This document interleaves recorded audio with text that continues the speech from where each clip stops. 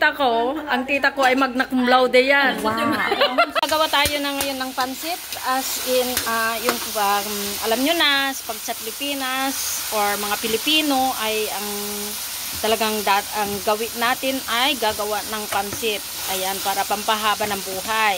So eto na, ang tita ko ay siya na ngayon ang taga-luto at siya ang nagigigisa-gisa. Eto.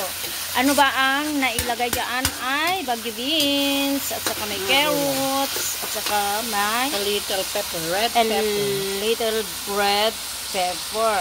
So, syempre, punong-puno yung yung vegetable natin at ano ba ito, auntie?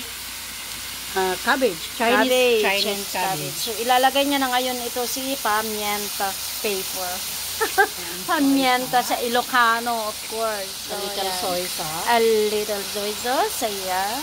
So, ayan. Panoorin natin kasi siyempre, iba yung way ko yata magluto ng pansit. Basta pansit na lang. Ayan. So, siyempre, iba-iba. Kanya-kanya tayong mga paano magluto ng pansit. Na yung bihon natin at ready na siya. Ayan. Mamaya itaping yung gulay ko na. Ayan, itataping na lang daw yung gulay mamaya na gulay niya. So itataping na lang mamaya dun sa pansit na yun na pansit. I-mix yung hati at saka mangtira ka ng hati for garnishing ang top. Ayun. With boiled egg kumatay. Ayun. Man tayo. So tatanungin natin ano ito. Ano naman ito, chef? Sweet rice with coconut ko ng lahat. Ha? Sweet rice. Sweet rice with coconut. Ayan, sa Ilocano, sinukat. Ayan, para daw matakot yung mga multo. Papakainin mga ay, papakainin. Namatay na ako mga namatay. Ialay sa mga patay. Ayan, oo nga pala, ialay sa mga patay. Pero, syempre, yung natira, kakainin namin. Yung natira ay kakainin natin. Kaunti lang ialay pala yun. So, 1/4 ialay. Ayan.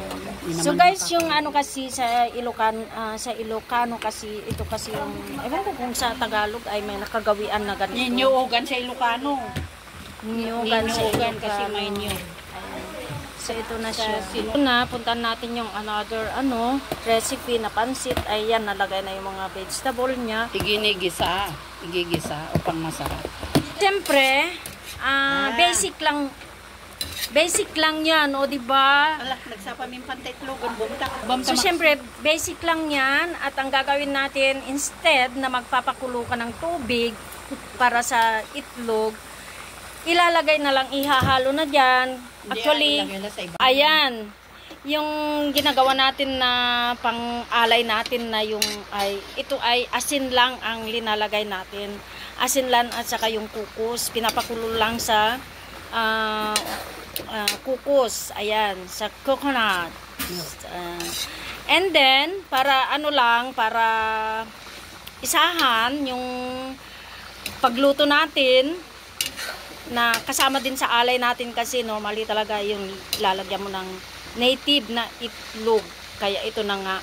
So, siyempre, para mabilisan ng pagluluto, inisa na lang natin. Ihinalo natin dyan habang naluluto na yung rice.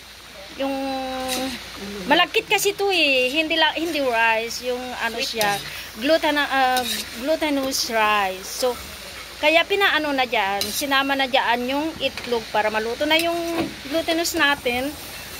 Sumabay na rin na maluto yung eggs natin. Ganon. So 'di ba? Basic.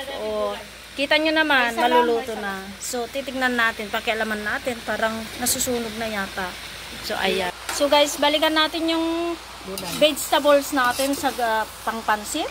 Ayan, pansit bihon lang kasi siyempre yun lang ang ating Actually, hindi ako masyadong simple lang ako. Simple lang sa alam nyo naman. So ito lang ang gagawin natin. Ayan. So basic lang.